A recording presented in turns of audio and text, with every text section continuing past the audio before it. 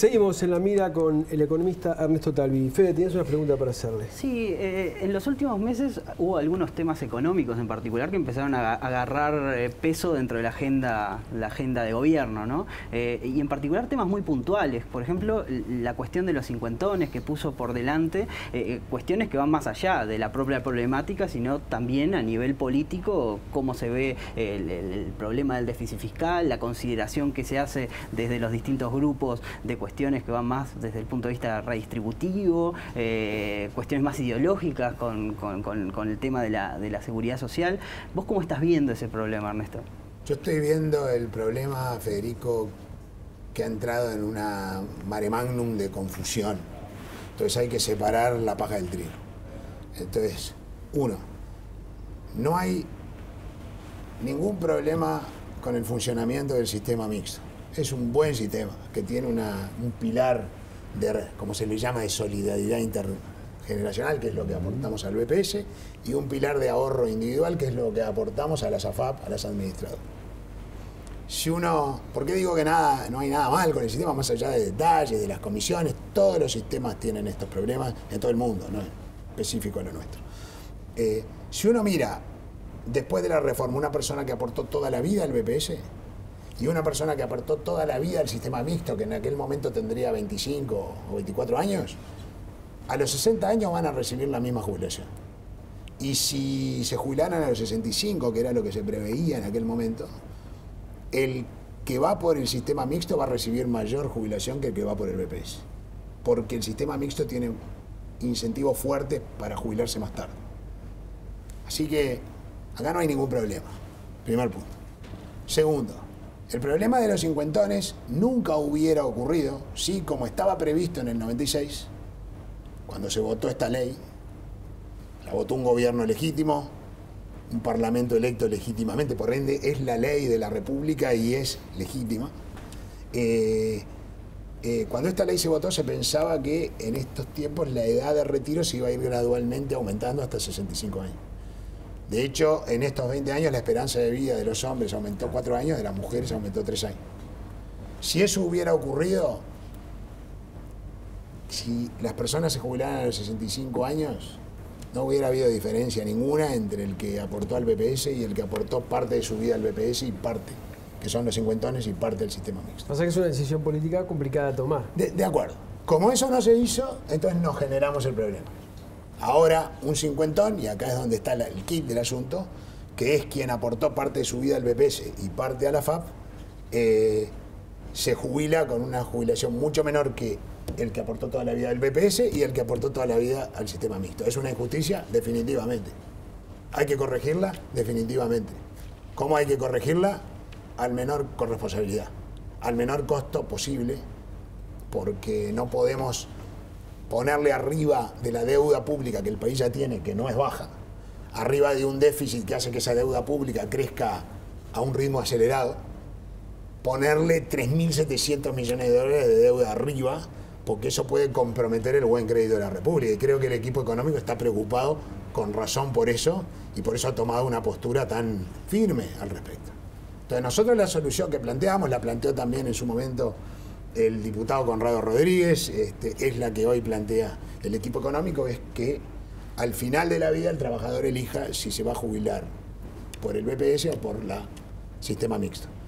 Como el sistema mixto tiene muchos, si es a los 60 seguro que elija el BPS, pero como el sistema mixto tiene fuertes incentivos a trabajar más tiempo, es probable que mucha gente opte de todas formas por jubilarse por el sistema mixto porque va a trabajar hasta los 65 y quizás aún más. Entonces por eso es que cuesta bastante menos que si hacemos ahora. Pero además, las AFAPs que están administrando fondos se colocan a largo plazo. No se le puede decir ahora, cambiando las reglas de juego, mirá, ¿sabes qué? Estos fondos que estabas administrando te los vamos a sacar y van a pasar al BPS. Es un cambio de la regla de juego. Entonces yo lo que digo es esto. Si uno tiene un problema conceptual con las AFAPs, quien lo tenga, que presente una ley en el Parlamento que diga, miren, ¿sabe qué? No me gusta el sistema mixto. Quiero volver al sistema de solidaridad intergeneracional como teníamos antes, y hágalo usted explícito. No me intente usar el problema de los cincuentones, que no tiene nada que ver con el tema del sistema mixto, para dinamitar un sistema que funciona bien. ¿Vos Si eso se hiciera de manera transparente, tendría 5 votos. ¿Vos estás de acuerdo en que hay un intento de sabotaje al sistema AFAP en esta propuesta en particular, la que presentó el Poder Ejecutivo al Parlamento en una etapa inicial? A ver, intento de sabotaje es una palabra fuerte. Parece como si se estuviera aprovechando esta ocasión de los 50 años, que no tiene nada que ver con el sistema mixto, para debilitar el sistema mixto, que para nosotros es un muy buen sistema. Que se puede perfeccionar, pero es un muy buen sistema. No solo para nosotros, creo que para la gran mayoría de los uruguayos es un buen sistema. Y siempre hay pequeñas minorías que quieren imponer su voluntad a sangre y fuego. Ya nos impusieron que no tuviéramos TLC con Estados Unidos, ahora nos imponen que no podemos tener TLC con Chile. Con Chile no podemos tener un TLC, que ni siquiera involucra el comercio de bienes, que le permitiría al país empezar a ejercitarse en facetas que tienen los acuerdos modernos para otros acuerdos que necesariamente vamos a tener que hacer, porque un país chico precisa tener mercados grandes para retener a sus trabajadores más calificados en el país, que los tenemos todos deambulando por el exterior. En fin. Ernesto, pero antes de pasar al tema del comercio, que es importantísimo, ¿no? Pero ¿qué pensás de la posición del presidente en este tema, ¿no? Que dio una señal clarísima, este problema hay que resolverlo, y que después, bueno, cuando el ministro Astorre le dice, no, este proyecto de ley que mandamos no funciona, hay que mandar otro proyecto de ley, no habilitó ese segundo proyecto. Digo, quizás sea extraño, porque el mismo presidente de la República el año pasado se embarcó en un ajuste fiscal que fue costoso para él y que fue costoso para su ministro de Economía, ¿no? Y el año pasado estaba muy preocupado por el grado inversor. Y ahora tenemos este otro Vázquez que da esta señal que parece ir en el sentido opuesto. ¿Vos cómo lo estás viendo? Si uno no piensa, es decir, yo tengo respeto por el presidente Vázquez, creo que es un hombre de Estado, es un hombre sereno, ponderado, en fin, que no toma decisiones ni apresuradas ni irracionales. Entonces, un presidente que incurre, como tú decías, en costos políticos muy grandes para mantener los equilibrios fiscales. Más allá de que yo no estoy de acuerdo con la terapéutica, entiendo que el costo político era grande y lo asumió.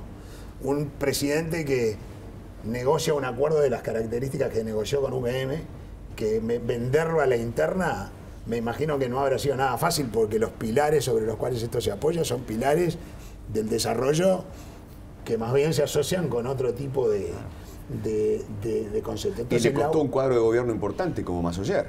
Y le costó, sí, que me imagino que no era por razones conceptuales, sino por algunas cláusulas que tiene el proyecto que, en fin, que no quiero ni traer ahora porque nos vamos a perder por lo pequeño o lo grande. Entonces, la única explicación que yo encuentro, pero te lo difiero a ti, el análisis, Fito, que sos el experto en política, es que el presidente tiene que conciliar estos intereses diversos, complejos a la interna del gobierno, y no puede asumir el costo político de decir yo soy el que rechazó esto, y el costo político lo asume el ministro de Economía. Y está bien que lo asuma porque los ministros son los que son los fusibles, como se dice. Entonces, al presidente hay que protegerlo de ese desgaste político. Es lo único que me cierra con su trayectoria. Que en realidad no es lo que él quiere, pero no es él el que puede decir yo no lo quiero. Está bueno.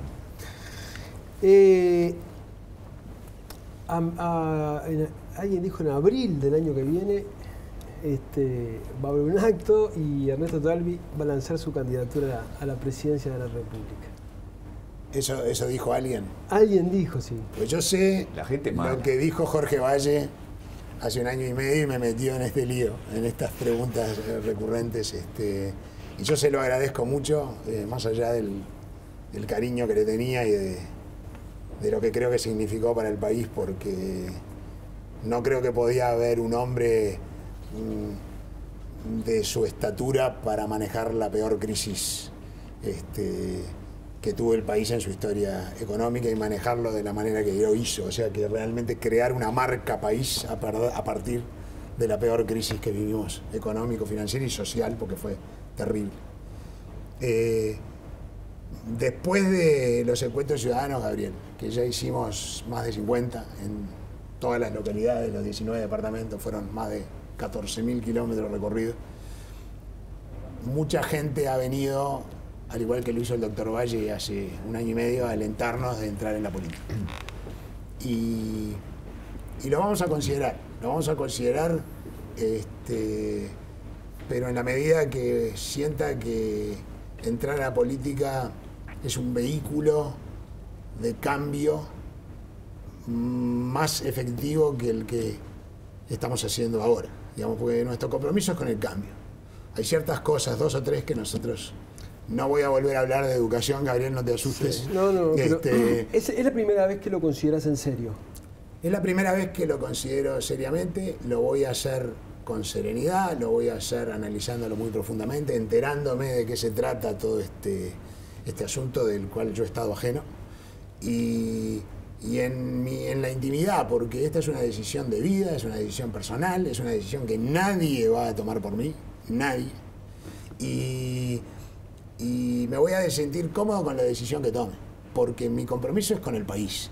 Si tomo la decisión de no hacer política es porque vamos a hacer Encuentros Ciudadanos 2 y empezar a movilizar desde la sociedad civil, desde la ciudadanía, a el país para tratar de que se hagan las reformas que entendemos que para el país son impostergables e innecesarias. Pero vos ahora que hiciste los Encuentros Ciudadanos y que podés mensurar el alcance que eso tiene, ¿no te sirvió también para darte cuenta que el cambio es político? Que el poder lo tiene aquel que puede. El poder lo tienen los ciudadanos. A veces no se dan cuenta del poder que tienen. Fito escribía un artículo fantástico este miércoles en El Observador que le llamó la economía política de los cincuentones. ¿No es así? Y creo que hablaba de eso, justamente. Hablaba de 3 cosas, pero una de ellas era justamente el poder que tienen los ciudadanos. Nosotros lo que estamos tratando es, primero, con los encuentros ciudadanos, de conocer, visitar, recorrer, escuchar, aprender. Y hemos aprendido una enormidad. Nos ha devuelto al escritorio a volver a formular propuestas, reformular propuestas, a pensar en otras que no se nos habían ocurrido, pero también a compartir con los ciudadanos nuestra visión del país y las propuestas concretas, factibles, financiables, serias, que entendemos son fundamentales para revertir algunos problemas muy graves que tiene el país, como los problemas de fractura social, de inseguridad, de falta de empleo. Y lo que vemos es que el ciudadano tiene una capacidad enorme de ilusionarse con cambios que visualiza como serios. Y eso a mí me deja una sensación de optimismo, y la cuestión es si esa voluntad ciudadana de cambio se tiene que expresar políticamente, y si yo soy la persona adecuada para hacerlo, o si se puede expresar a través de la movilización social que consiga, en el fondo, efectos parecidos. Es una decisión que voy a tener que tomar, Gabriel, pero no la voy a poder tomar antes de mitad del año que viene, porque yo tengo compromisos con CERES, con Encuentros Ciudadanos, algunos compromisos de docencia en el exterior y de investigación que no puedo cambiar, y entonces, en fin, cumplo con mis compromisos. Son mis tiempos, no puedo cambiarlos, es decir, porque no voy a incumplir con mis compromisos. Está perfecto. ¿Qué ibas a preguntar, Fito? Sí, hay muchos lugares de donde aportar al debate público, a la polis, ¿no? La polis. A la cosa pública. A la linda. Lindo, hermoso. Un lugar hermoso es la política, otro lugar muy hermoso es el lugar que tenés vos, que tenemos algunos en la universidad, que es el lugar de la independencia respecto a los partidos. Y hay gente que dice, el lugar de CERES, el lugar de la universidad, el lugar de los expertos o de los intelectuales es un lugar de muchísima libertad. Uno puede decir exactamente lo que piensa, no paga costos. En todo caso, pagará el costo de equivocarse, como todo el mundo. ¿Está? Y hay gente que dice, en cambio, el político no puede decir lo que piensa, porque el político está obligado a calcular, porque el político esto, porque el político lo otro. Seguramente has pensado en esto, ¿no? Porque si vas a cambiar de rol, te vas a dar así de frente contra este que algunos piensan que es un dilema. Y yo te tengo que preguntar, ¿vos lo ves como un dilema? No. ¿Te imaginás te imaginás adaptando tu discurso a lo que te conviene? No adaptando el discurso a lo que me conviene de ninguna manera, porque eso sería una hipocresía. Y espero no ejercerla en nada de lo que haga en mi vida. A Valle le costó muchas elecciones. Y si tuviera que ejercerla, diría, entonces esto no es para mí. A Valle le costó muchas elecciones. Pero de ahí, ¿no?, a decir, es algo muy distinto, decir, mirá, esta es mi posición y de aquí no me salgo, es otra cosa, porque cuando uno entra en la política, entonces no es su verdad, es una verdad colectiva que tenemos que consensuar, que tenemos que acordar, y por ende, sí, desde la autenticidad, pero también desde la flexibilidad para escuchar al otro. Acabo de leer hace, 3, 4 días, un artículo que me fascinó, fue lo mejor que he leído en años, que decía el arte agonizante del desacuerdo. Y decía básicamente que lo que define en esencia a una sociedad decente, a una sociedad vibrante, es cómo procesamos nuestro desacuerdo. Eso es lo que define. Y yo creo que lamentablemente el Uruguay está perdiendo esa buena costumbre de procesar sus desacuerdos de manera civilizada. Todavía es incipiente, pero no me gusta que cosas que uno hubiera hecho de todas formas se oponga a ellas porque las hizo otro. En fin, lo veremos a su debido momento, Gabriel. Ernesto, te quedamos muy agradecidos por tu presencia y el año que viene, que cumplimos 10 años, esperamos estar. No, para el cumpleaños voy a estar. Tuve 9 años. Esperemos que estés. Voy a soplar las velitas. Te quedamos muy agradecidos. Al revés, gracias. Agradecido soy yo, Gabriel. Muy bien. Nos vamos a una tanda, ya volvemos.